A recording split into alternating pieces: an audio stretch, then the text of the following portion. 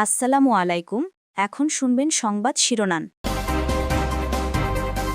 খালেদা জিয়ার শারীরিক অবস্থার সংকটময়, দোয়া মাহফিলে জানালেন মির্জা ফখরুল। বিএফইউজের কাউন্সিলে বললেন, নির্বাচনের মাধ্যমে গণতন্ত্রের ফেরার অপেক্ষায় জাতি। দেশ ফ্যাসিবাদ মুক্ত হলেও পুরোপুরি নির্মূল হয়নি। নির্বাচনী গণসমাবেশে জামায়াত আমির বললেন, জনগণ যে দলকে বেছে নেবে সমর্থন থাকবে। ব্রাহ্মণবাড়িয়ায় গোলাগুলি ও হত্যার বিচার দাবিতে থানা ঘেরাও। ময়মনসিংহে কুপিয়ে বন্ধুকে খুনের ঘটনায় মোটিভ পাচ্ছে না পুলিশ। খোলা আকাশের নিচে কড়াইল বস্তির হাজারো পরিবার, ধ্বংসস্তূপে খুঁজে বেড়াচ্ছেন শেষ সম্বল। সহায়তা অপ্রতুল, বলছেন বস্তিবাসী। বাউল আবুল সরকারের মুক্তির দাবিতে কেন্দ্রীয় শহীদ মিনারে সমাবেশ। পৃথক কর্মসূচিতে শাহবাগে দুপক্ষের উত্তেজনা, হাতাহাতি। আসসালামু আলাইকুম। এতক্ষণ দেখছিলেন সংবাদ শিরোনাম, এখন দেখবেন বিস্তারিত। অত্যন্ত সংকটময় অবস্থায় আছেন বিএনপি চেয়ারপারসন খালেদা জিয়া। সুস্থ করার সর্বোচ্চ চেষ্টা করছেন বিশেষজ্ঞ চিকিৎসকরা, এমনটাই জানালেন বিএনপি মহাসচিব মির্জা ফখরুল ইসলাম আলমগীর। খালেদা জিয়ার সুস্থতা ও রোগমুক্তি কামনায় জুমার নামাজ শেষে বিশেষ দোয়া ও মোনাজাতের কর্মসূচি পালন করে বিএনপি। প্রেস ক্লাবের পৃথক এক অনুষ্ঠানে মির্জা ফখরুল বলেন, নির্বাচনের মাধ্যমে গণতন্ত্রে ফিরে যাবার অপেক্ষায় গোটা জাতি। 23 নভেম্বর ফুসফুস ও বুকের সংক্রমণ নিয়ে আবারও হাসপাতালে ভর্তি হন বিএনপি চেয়ারপারসন বেগম খালেদা জিয়া। সিসিইউতে দেশি বিদেশি বিশেষজ্ঞ চিকিৎসক ও তাঁর চিকিৎসায় গঠিত মেডিকেল বোর্ডের তত্ত্বাবধানে চিকিৎসা চলছে তার। নানা রোগে আক্রান্ত প্রায় 80 বছর বয়সী খালেদা জিয়া এখন চিকিৎসকদের নিবিড় পর্যবেক্ষণে। বিএনপি চেয়ারপারসন খালেদা জিয়ার সুস্থতা ও রোগমুক্তি কামনায় দেশব্যাপী শুক্রবার জুমার নামাজ শেষে বিশেষ দোয়া ও মোনাজাত কর্মসূচি গ্রহণ করে বিএনপি। তাঁরই অংশ হিসেবে নয়াপল্টন মসজিদে অংশ নেন মহাসচিব মির্জা ফখরুল ইসলাম আলমগীর, সিনিয়র যুগ্ম মহাসচিব রিজভী আহমেদ সহ দলের নেতাকর্মীরা। বিএনপি মহাসচিব জানান, সংকটময় অবস্থায় আছেন খালেদা জিয়া, দেশবাসীর দোয়া চান তিনি। গতকাল রাতেই ডাক্তাররা বলেছেন যে তার শারীরিক অবস্থা অত্যন্ত সংকটময়।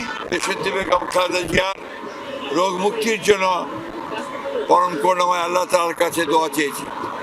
আমরা দোয়া চেয়েছি তিনি যেন আল্লাহ যেন তাকে সম্পূর্ণ সুস্থ করে দেন, সুস্থ অবস্থায় আবার জনগণের মাঝে ফিরে এসে তাকে দেশের মানুষের কাজ করার সুযোগ তৈরি করে দেন। এদিকে দুপুরে জাতীয় প্রেস ক্লাবে বাংলাদেশ ফেডারেল সাংবাদিক ইউনিয়ন বিএফইউজে একাংশের দ্বিবার্ষিক সম্মেলনে যোগ দিয়ে মির্জা ফখরুল বলেন, গোটা জাতি নির্বাচনের মধ্য দিয়ে গণতন্ত্রে ফিরে যাবার অপেক্ষায়। সামাজিক যোগাযোগ মাধ্যমে নৈরাজ্য সৃষ্টির নানান চেষ্টা গণতান্ত্রিক যাত্রাকে বাধাগ্রস্ত করছে বলেও জানান বিএনপি মহাসচিব। এই সোশ্যাল মিডিয়াতে যেহেতু সেখানে কোনো দায়বদ্ধতা নেই, যা খুশিটাই বলা যায়, এমনভাবে রাজনৈতিক দল, রাজনৈতিক ব্যক্তিত্ব, সামাজিক ব্যক্তিত্ব, ব্যবসায়ী সকলের সম্পর্কে যে নেগেটিভ প্রচারণা চালানো হয়, তাতে করে কিন্তু গণতন্ত্র শক্তিশালী হয় না। এক ধরনের একটা নৈরাজ্য সৃষ্টি করবার চেষ্টা চলছে। মত প্রকাশের স্বাধীনতা নিশ্চিত করার বিষয়ে দলের অঙ্গীকার পুনর্ব্যক্ত করেন মির্জা ফখরুল। আমরা আমাদের 31 দফায় খুব পরিষ্কার করে বলেছি যে আমরা নিশ্চিত করব গণমাধ্যমের স্বাধীনতা। অর্থাৎ এ ব্যাপারে আমাদের কমিটমেন্ট পরীক্ষিত, নট দ্যাট যে আমরা শুধুমাত্র কথার কথা বলে আমরা এই কথাগুলো বলছি, এটা আমরা আমাদের পরীক্ষার মধ্যে নিয়েছি। এদিকে প্রেস ক্লাবের সামনে এক কর্মসূচিতে যোগ দিয়ে বিএনপি চেয়ারপারসন উপদেষ্টা জয়নুল আবদিন ফারুক নির্বাচন বানচালে নানান ষড়যন্ত্রের শঙ্কা প্রকাশ করেন। এদিকে রাজধানীর বাইরে দেশের বিভিন্ন স্থানেও বিএনপি চেয়ারপারসন খালেদা জিয়ার সুস্থতা কামনায় দোয়া ও মিলাদ মাহফিল হয়েছে। নাটোরের বঙ্গজল এলাকায় এনডিটিআই জামে মসজিদে দোয়া মাহফিলের আয়োজন করে বিএনপি। এতে অংশ নিয়ে বিএনপি নেতা রুহুল কুদ্দুস তালুকদার দুলু বলেন, দেশে চলমান সংকট সহ আগামী নির্বাচন ও পরবর্তী সময়ের সংকট কাটাতে খালেদা জিয়াকে প্রয়োজন। পরে বিএনপি চেয়ারপারসনের সুস্থতার জন্য দেশবাসীর কাছে দোয়া চান দুলু। বাংলাদেশের যে সংকট বিরাজমান, আগামী নির্বাচন এবং পরবর্তীকালে যে সংকট আগামী দিনে আসছে, এই সংকটময় মুহূর্তে বেগম খালেদা জিয়াকে এদেশের মানুষের জন্য অত্যন্ত প্রয়োজন। খালেদা জিয়ার সুস্থতা কামনায় দোয়া ও মিলাদ মাহফিল হয়েছে মাদারীপুরেও। জুমার নামাজের পর এর আয়োজন করা হয়। এ সময় বিএনপি ও সহযোগী সংগঠনের নেতাকর্মীরা বেগম খালেদা জিয়ার জন্য আল্লাহর দরবারে দোয়া চান। এদিকে টাঙ্গাইলের বেবি স্ট্যান্ড কবরস্থান মসজিদে জুমার নামাজ শেষে খালেদা জিয়ার রোগ মুক্তি কামনায় দোয়ার আয়োজন করে দলের নেতাকর্মীরা। পরে সাংবাদিকদের কাছে দেশ ও জনগণের কল্যাণে খালেদা জিয়ার অবদান তুলে ধরা হয়। নারায়ণগঞ্জের রূপগঞ্জে খালেদা জিয়ার রোগ মুক্তি ও সুস্থতা কামনায় দোয়া মাহফিল হয়েছে। বিকেলে উপজেলার পূর্বাচল সমু মার্কেটে সদর ইউনিয়ন বিএনপির কার্যালয় প্রাঙ্গণে আয়োজন হয়। খালেদা জিয়ার রোগ মুক্তি কামনায় মসজিদে মিলাদ ও দোয়া মোনাজাত হয়েছে পটুয়াখালীর গলাচিপায়। পরে তারেক রহমানের ৩১ দফা বাস্তবায়নের লক্ষ্যে জনসভা হয়। বিএনপি চেয়ারপারসন বেগম খালেদা জিয়া দ্রুত সুস্থতা কামনা করে দেশবাসীর কাছে দোয়া চেয়েছেন প্রধান উপদেষ্টা ডক্টর মোহাম্মদ ইউনূস। বিএনপি চেয়ারপারসনের বর্তমান শারীরিক অবস্থার বিষয়ে গভীর উদ্বেগ প্রকাশ করেছেন প্রধান উপদেষ্টা। খালেদা জিয়ার স্বাস্থ্যের অগ্রগতি সম্পর্কে নিয়মিত খোঁজ খবর রাখছেন তিনি।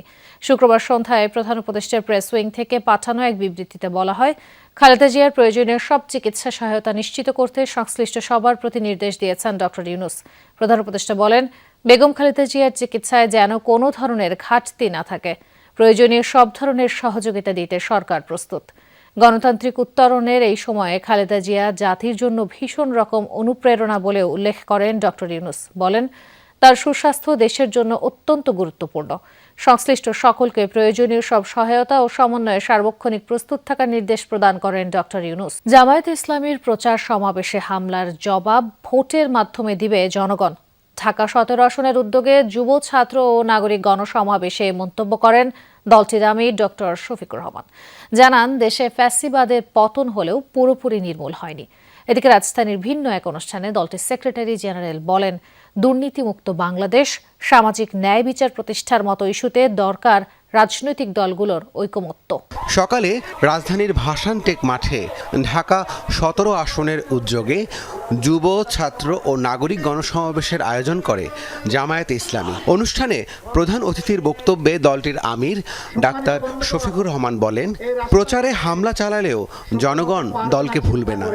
পুরাতন সন্ত্রাসীরা নতুন রূপে আত্মপ্রকাশ করতে যাচ্ছে।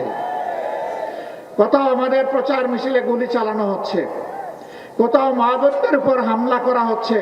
এর জবাব অতীতে যারা এমনটা করেছিল তারা পেয়েছে, আপনারাও পাবেন। দেশের জনগণ বস্তা পচা রাজনীতি আর দেখতে চায় না উল্লেখ করে তিনি বলেন, ক্ষমতায় গেলে দেশের সব রাজনৈতিক দলকে নিয়ে সরকার পরিচালনা করবে জামায়াত।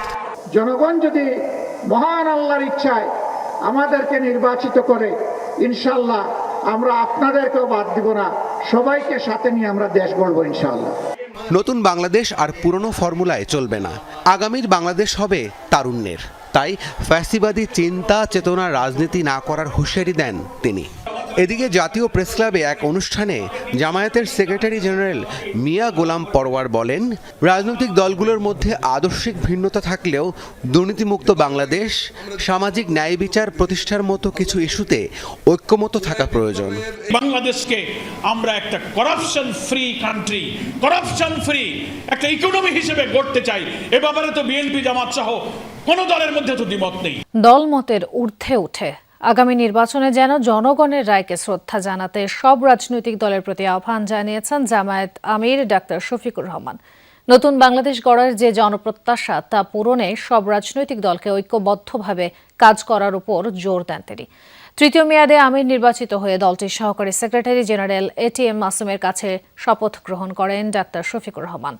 এ সময় আবেগ আপ্লুত হয়ে পড়েন জামায়াত আমির। শপথ পরবর্তী বক্তব্যে ডক্টর শফিকুর রহমান ৪৭, ৫২, ৭১ ও ২৪ শহীদদের স্মরণ করে বলেন, ইতিহাসকে বুকে ধারণ করে আগামীতেও ফ্যাসিবাদের বিরুদ্ধে সজাগ থাকবে এদেশের মানুষ।